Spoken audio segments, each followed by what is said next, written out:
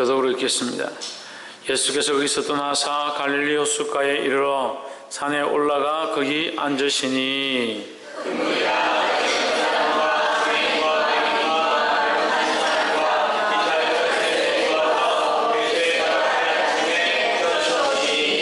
벙어리가 말하고 불구자가 건전하고 줄뚝발이가 걸으며 소경이 보는 것을 무리가 보고 기이 여겨 이스라엘 하나님께 영광을 돌리니라.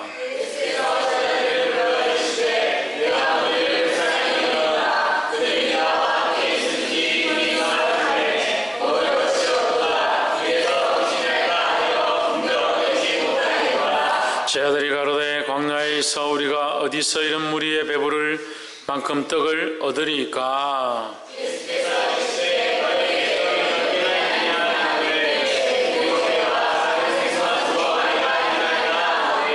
예수께서 무리를 명하사 땅에 앉게 하시고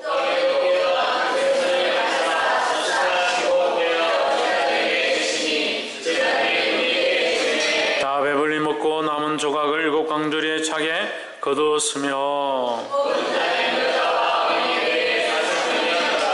함께 읽읍시다. 예수께서 무리를 얻어 보내시고 배에 오르사 미가단 지방에 계시니라. 아멘. 기도합시다. 걸어가신 하나님, 우리를 사랑하시고 하나님의 그 사랑으로 우리를 붙잡아 주심을 감사합니다. 세상에 풍랑이 심하며 유혹이 심하며 보는 것들과 먹는 것들과 입는 것들과 육신의 정욕을 쫓아가는 모든 것들이 우리를 넘어뜨리려 하고 있사오니 믿음을 지키며 주를 향한 신앙을 지킬 수 있도록 도와주시옵소서. 주의 말씀으로 가르치시고 이 말씀을 통하여 권면하실 때에 성령의 은혜가 우리 안에 흘러가도록 도와주시옵소서.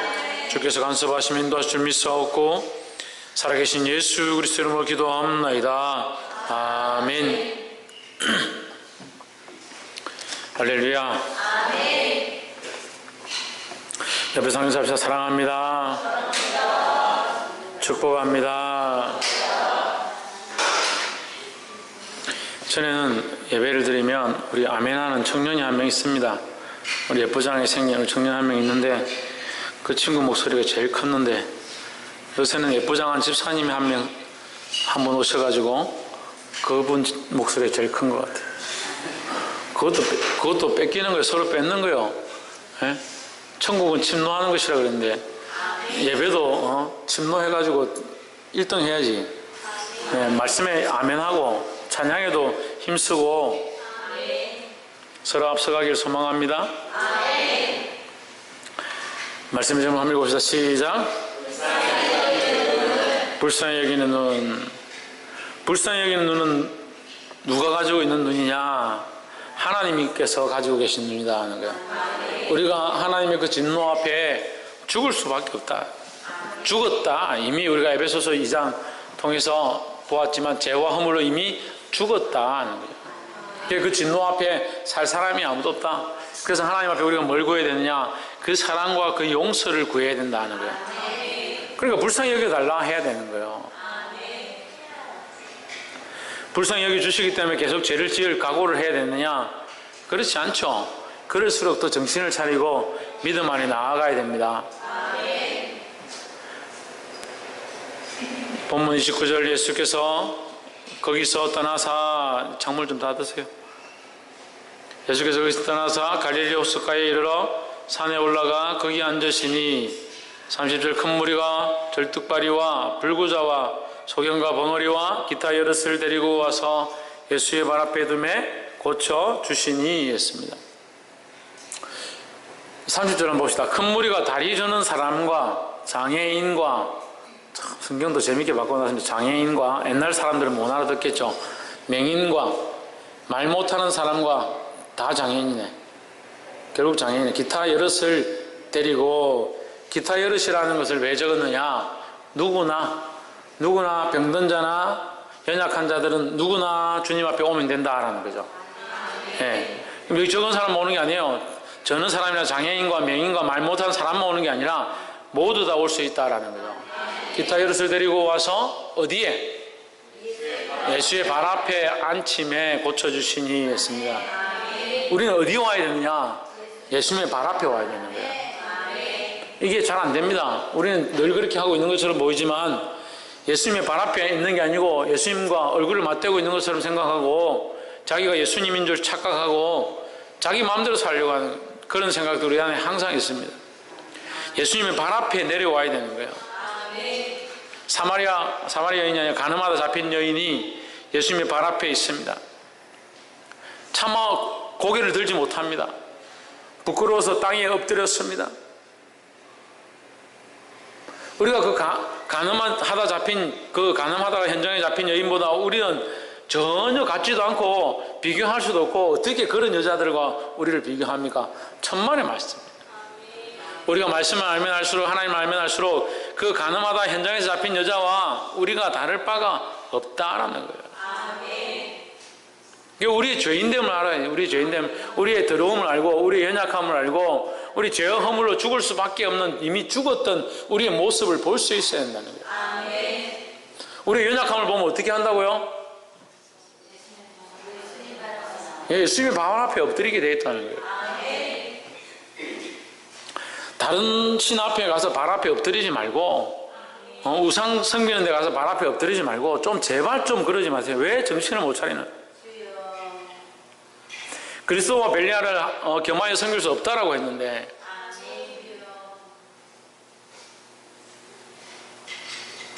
하나님을 섬기든지 우상을 섬기든지 둘 중에 하나만 하세요. 차라리 절에 갈 사람 절에 가고 우상 섬기러 갈 사람 우상 섬기러 가세요. 우상 실컷 섬기면서 하나님 앞에 와가지고 하나님 믿는 척 기도하는 척 그렇게 하지 말고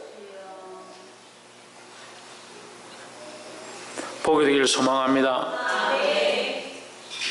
우리에게 종교성을 요청하시는 게 아니라 하나님께서 우리에게 너는 참 종교성이 많구나, 넌 교회 참 교회를 꼬박꼬박 나와야만 마음이 시원한가 보구나, 하나님 그걸 요청하시는 게 아니에요. 하나님은 인격이시고 살아계시다는 거예요. 부모들이 왜 자식을 잘 못 가르치는지 내가 지금 이거 아이들 키우는 거 보니까 더 그래요. 아이들이 인격으로 생각 안 하는 거예요. 얘는 아무것도 몰라. 얘가 뭘 알겠어. 내 하는 대로 하면 되지. 내버려도. 아이가 걷기 시작하면요, 뭐 해야 됩니까? 대화해야 됩니다. 대화. 애들하고 대화를 해야 돼요. 말을 못해도 말을 입으로 못할 뿐이지 그 아이의 생각이 있고 마음이 다 있습니다. 그 심령에 대해서, 그 아이에 대해서, 그 영혼에 대해서 똑바로 말하고 그리스도를 말하고 가르치고 대화를 하고 계속 그렇게 해야지. 그러니까 아이들 인격적으로 생각 안 하니까 뭐 그냥 핸드폰 보여주고 뭐 텔레비 틀어놔놓고 책 던져놓고 장난감 갖다 주고 인격이라면 그렇게 하겠냐는 거예요. 손님이 집에 왔습니다. 똑같은 나와 동등한 입장에 있는 하나의 인격체가 집에 왔습니다. 그렇기 때문에 모셔드리고 그 사람과 앉아서 얘기하고 그 사람이 뭘 필요로 하나 대화도 하고 물도 마시게 하고 음식도 대접하고 그 인격이기 때문에 그렇게 하는 거 아닙니까? 부모들이 자식을 대화할 때 그 인격으로 생각 안 하는 거예요. 특히 내게 맡겨준 인격인 거죠. 내가 하나님의 말씀으로 바르게 키워야 될 인격이죠. 하나의 사람이고 하나의 인격이고 하나의 영혼이면 그 영혼을 불쌍히 여기는 눈을 가지고 누구 앞에? 예수님의 발 앞에 나도 엎드려 있고 그 아이도 엎드리게 하는 게 당연한 거죠. 이 가치관이 안 되니까 자식을 그냥 키우는 겁니다. 알아서 크겠지. 하나도 그냥 되는 게 없어요. 다 이게 가르치고 인도해야 되지. 그러니까 부모가 되는 겁니다. 교사들도 마찬가지입니다. 학생들을 맡아서 내 기분대로 내 감정대로 하는 게 아니에요. 철저하게 말씀을 해야 합니다. 나도 죄인인데 니도 죄인이가 그래 우리 둘 다 죄인이구나 이래야지. 니는 죄인이고 나는 의인이다 까불지 마라. 아니에요.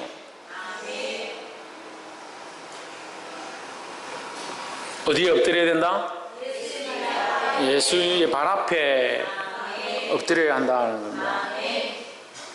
31절 벙어리가 말하고 불구자가 건전하고 절뚝발이가 걸으며 소금이 보는 것을 무리가 보고 기이 여겨 이스라엘 하나님께 영광을 돌리니라 했습니다.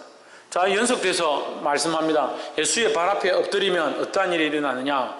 하나님께 영광이 된다는 거예요. 그러면 예수의 발 앞에 엎드리는 게 왜 하나님께 영광이 되는가? 우리가 요한복음을 공부하면서 많이 했습니다. 예수님의 목적이, 오심의 목적이, 예수님의 사역의 목적이 뭐라고 했습니까? 아버지를 영화롭게 합니다 했습니다. 그리고 예수님의 그 사역을 통해서 누구를 영화롭게 하느냐? 하나님 아버지를 영화롭게 한다는 거죠. 그러니까 예수님의 발 앞에 엎드리면 누가 일하시고 누가 쓰시냐? 예수님이 쓰시는 겁니다. 호산나 다윗의 자손이여 할 때에 종료주일날 그 나귀 새끼를 끌고 오잖아요. 나귀 새끼를 끌고 와서 거기 예수님이 타십니다. 나귀 새끼를 끌고 왔는데 나귀 새끼가 뭐 중요하냐? 나귀 새끼 안 중요합니다. 근데 나귀 새끼가 왜 성경에 기록되고 예언되어지고 예언의 말씀이 이루어지느냐? 왜 중요하게 됐습니까? 신의경 왜 중요하게 됐습니까? 천정미 왜 나귀 새끼가 중요하게 됐습니까? 예? 겸손을 나타내시고. 김태현, 나귀 새끼 왜 중요하게 됐습니까? 뭐라고요? 예수님이 쓰셨으니까, 예수님이 타셨으니까 그 나귀가 중요한 거죠. 나귀 새끼가 이제껏 얼마나 많은 나귀 새끼가 있는데 그 나귀 새끼가 뭘 중요하겠습니까? 예수님이 타셨으니까 중요하죠. 예수님이 타시면 누가 드러난다? 하나님이 드러난다. 예수님이 일하시는 곳에 반드시 하나님이 드러나게 돼 있다는 거죠. 예수님이 하나님 일을 하시니까 우리는 그럼 누구에게 엎드려야 되냐? 예수님 발 앞에 엎드리죠. 예수님 발 앞에 엎드리면 어떤 일이 일어나냐? 하나님께 영광이 되어진다는 거예요. 그래서 우리는 우리의 삶을 통해서 예수님의 발 앞에 엎드리고 우리의 삶을 주님이 쓰셔서 하나님께 영광되도록 해야 된다는 거예요. 이건 우리가 하는 게 아니에요. 이것도 착각하는데 우리가 하나님께 영광되어야 되지 이렇게 해도 영광되는 게 아닙니다. 성가대 가운을 예쁘게 입고 철렁철렁 하면서 찬양을 한다고 해서 거기 영광이 되는 게 아니라는 거예요. 노래를 잘 해가지고 사부로 연습을 해가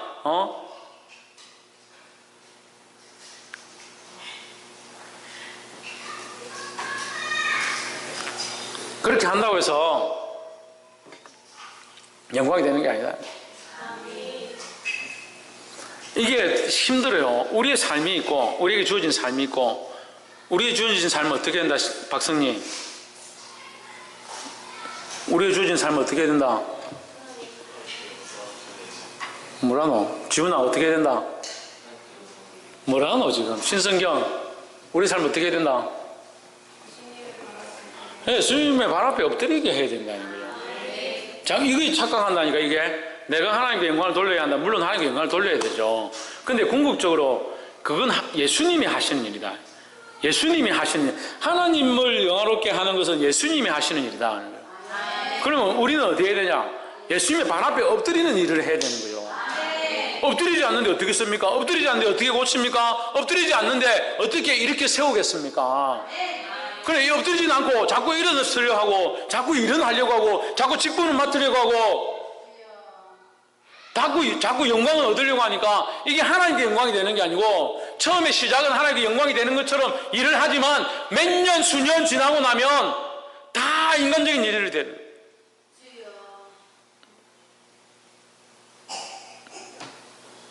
다 그렇진 않지만요. 제가 전에도 말씀드렸어요. 손양호 목사님 참 귀한 일을 했습니다. 김정건 목사님 정말 좋은 일들 많이 했습니다. 하나님 앞에 영광스러운 일들을 많이 했습니다. 돌아가셨습니다. 그럼 우리는 누굴 바라봐야 합니까? 예수 그리스도를 바라보고 그 앞에 엎드리는 일들을 해야 되죠. 근데 그분들 돌아가셨으니까 그분들을 위한 기념관을 만들자.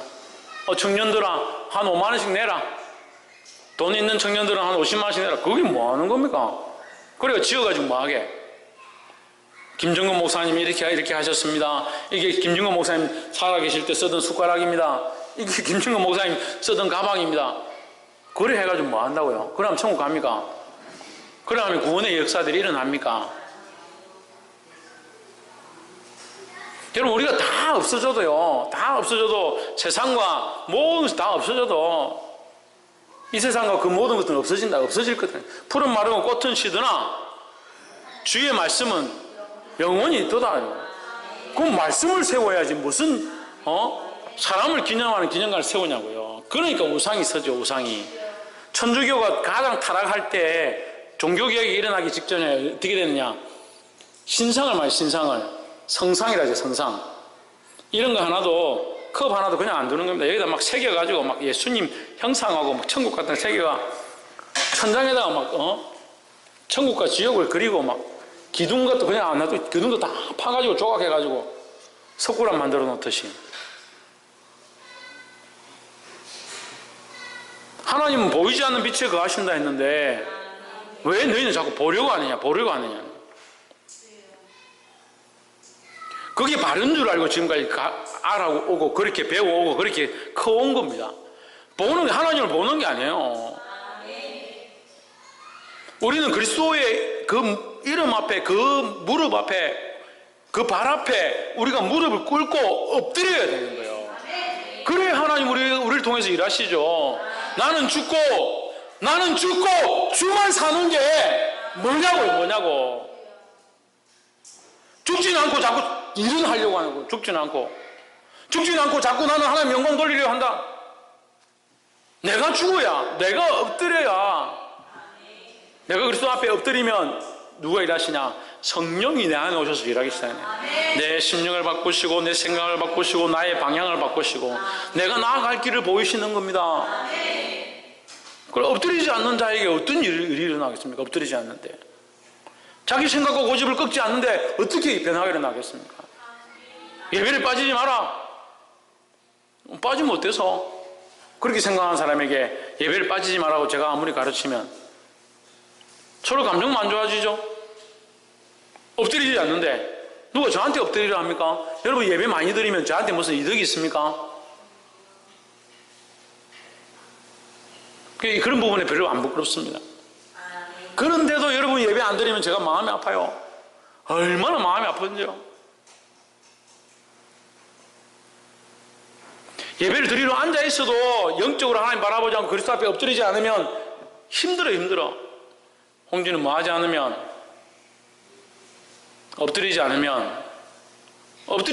여러분이 엎드리지 않으면 힘들다고요. 저한테 엎드릴 필요 없습니다. 저를 바라볼 필요도 없고 예수 그리스도의 이름 앞에 엎드려야 합니다. 그게 안 되니까 답답하죠. 옆에 사람 보십시오. 그리스도의 이름 앞에 무릎을 꿇읍시다. 할렐루야. 무릎은 크게 두 번 꿇습니다. 그죠? 두 가지로 꿇습니다. 단두대 앞에 가서 목이 쳐지는 사람들 무릎 꿇습니다. 단두대 앞에 가가지고요, 칼로 목치를 하지 않습니까? 누구 서서 목치는 사람 봤습니까? 무릎 꿇습니다. 죽기는 싫구나. 단둥이 동그란 거 보니까. 죽여 달라고 하는 죽는 자리가 무릎 꿇습니다.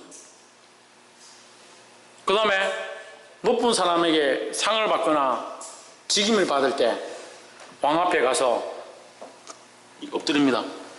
무릎 꿇습니다.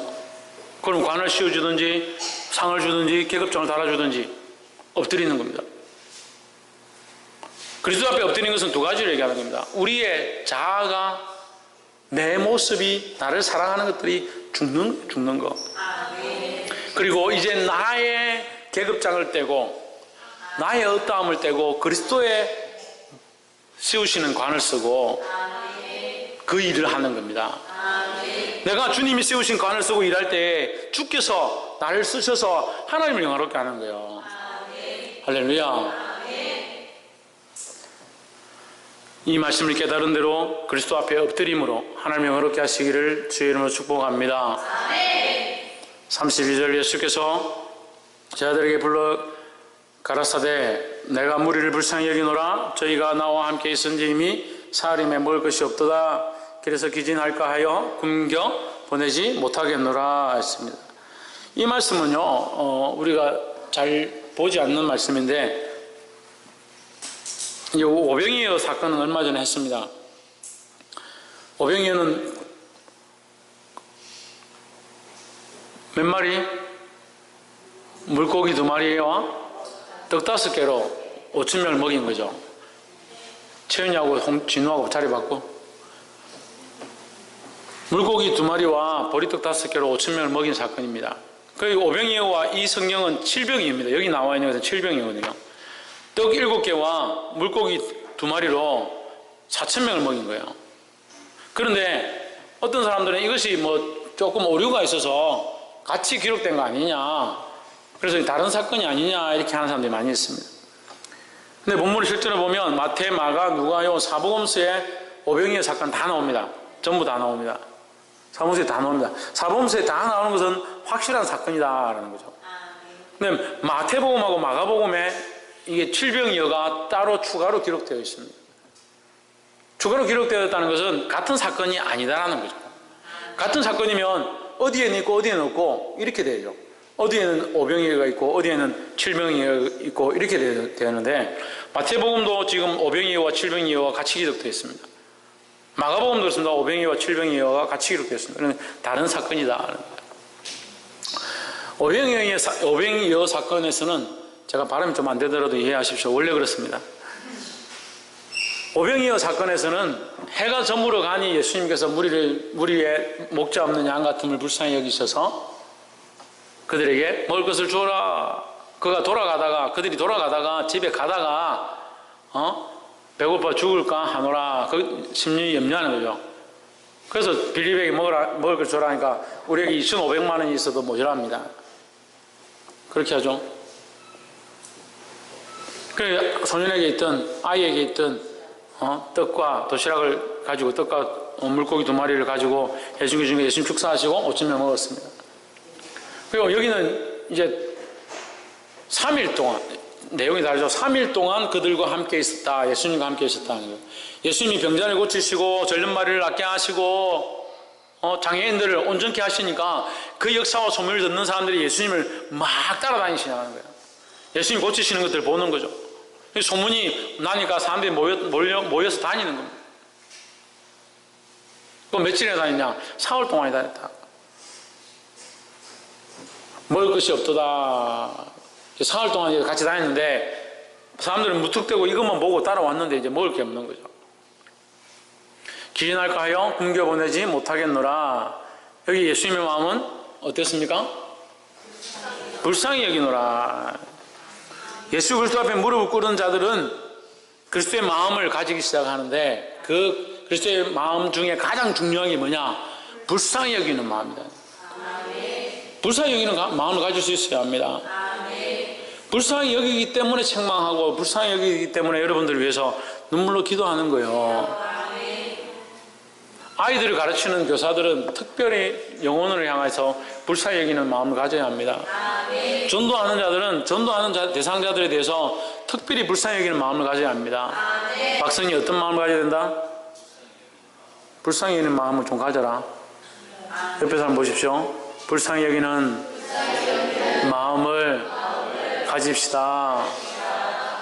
불쌍히 여기는 마음을 가져야 되는 거예요. 그것이 하나님의 마음이라는 겁니다. 33절에 제자들이 가로되 광야에서 우리가 어디서 이런 무리에 배부를 만큼 떡을 얻으리까? 34절 예수께서 가라사대 너희 떡이 몇 개가 있느냐? 가로되 7개와 작은 생선 2마리가 있나이다. 35절 예수께서 무리를 명하사 땅에 앉게 하시고 36절 떡 7개와 그 생선을 가지사 축사하시고 떼어 제자들에게 주시니 제자들이 무리에게 주매 했습니다. 자, 여기서 우리가 놀라운 사건을 하나 볼 수 있는데요.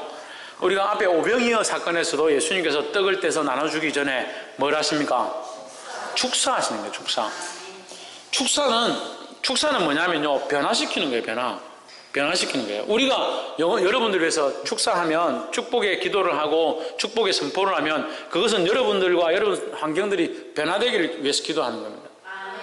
마찬가지로 떡을 놓고 축사를 한 것은 이 떡이 변화되기를 원하는 거예요. 근데 이 떡이 뭐 많아지고 많고 많이 먹고 이런 축사가 아니에요. 축사의 가장 중요한 것은 뭐냐? 사람의 일이 하나님의 일로 바뀌어지는 거예요. 내가 사람의 일로 이것을 하려고 했는데 주님 앞에 가져와서 기도하고 축복하고 축사하고 선포하고 주여 내가 이것을 주를 위해 하겠습니다 하면 이 일은 똑같은 일이지만 사람의 일이 아니라 하나님의 일이 되는 거예요. 그래서 주님의 발 앞에 엎드린 자는 우리의 삶의 전폭을 주님 앞에 드려서 주님이 이것을 하나님의 것으로 바꾸시도록 하나님의 일로 행하시도록 맡겨드려야 된다는 거예요. 그래서 교회가 그런 역할을 하는 겁니다. 그리고 여러분 각자가 교회고 교회로서의 역할을 그렇게 해야 하는 겁니다. 할렐루야. 그래서 여기 여러분이 서는 곳마다 나아가는 곳마다 여러분이 밟는 곳마다 이 축사의 일이 일어나서 인간적인 내가 가는 곳마다 인간의 일, 사람의 일이 자꾸 선포되는 게 아니라 내가 받는 곳마다 하나님의 일이 선포되어서 하나님의 영광이 드러나고 수많은 사람들이 생명으로 나오는 역사를 보게 되기를 주의 이름으로 축복합니다. 또한 재밌는 말씀은 제자들에게 주시니 제자들이 무리에게 주매 했습니다. 예수님이 그냥 무리에게 주면 되죠? 아무에게나 주면 되죠? 근데 누구에게 주시냐? 제자들에게 줬다는 거예요. 우리는 이 복음을 받은 자, 이 하나님의 말씀을 받은 자, 이 생명의 떡을 받은 자, 박이상 뭘 받은 자? 이 생명의 복음을 받은 자들입니다. 이것을 떼어서 무리에게 나눠줘야 하는 겁니다. 받은 게 있는 줄 없는 줄 모르니까 받았나 안 받았나, 복음을 들었나 안 들었나, 하나님의 말씀을 받았나 안 받았나 착각합니다. 자기 안에 확신이 없으니까 이 복음을 떼서 다른 사람에게 줄 수가 없다는 거예요. 그러니까 뭐가 안 된다? 하나님께 영광이 되지 않는다. 하나님이 우리에게 이미 이 복음과 은혜를 주신 줄 믿습니다. 우리는 그리스도의 제자로서 이 복음을 전해야 될 줄 믿습니다. 옆에 사람 보십시오. 우리는 그리스도의 제자로서 이 복음을 떼어 줍시다. 할렐루야. 우리는 그리스도의 제자로서 이 복음을 받았고 이 은혜를 받았고 이 긍휼을 받았고 이 불쌍히 여김을 받아서 생명으로 구원을 얻었으니까 이 축사받은 삶, 내 삶이 그리스도에게로부터 축사받은 삶, 이제 변화되었다는 거예요. 인간적으로 내가 사는 게 아니라 이제 그리스도 앞에 엎드려서 그리스도의 은혜로 말미암아 나는 축사받아서 변화됐다. 하나님의 사람의 일을 하는 게 아니라 이제 하나님의 일을 하는 사람이 되는 거예요. 그래서 가장 떼어줘야 될 게 뭐냐? 떼어줘야 될 게 돈이 아니고 재물이 아니고 권력이 아니라 이 복음을 떼서 줘야 된다는 거예요. 할렐루야. 37절에 다 배불리 먹고 남은 조각을 7광절에 차게 거두었으며 38절 먹은 자는 여자와 아이 외에 4,000명이었더라. 사랑하는 성도 여러분, 저와 여러분의 삶이 이렇게 풍성하여서 수많은 사람들을 살리게 되기를 주의 이름으로 축복합니다. 우리가 하나님 앞에 가면 하나님 앞에 우리를 향한 증인들이 있습니다. 우리를 향한 증인들이 있습니다. 박필진 집사님 누가 있다고요? 이혜미 누가 있다고? 예, 우리를 향한 증인.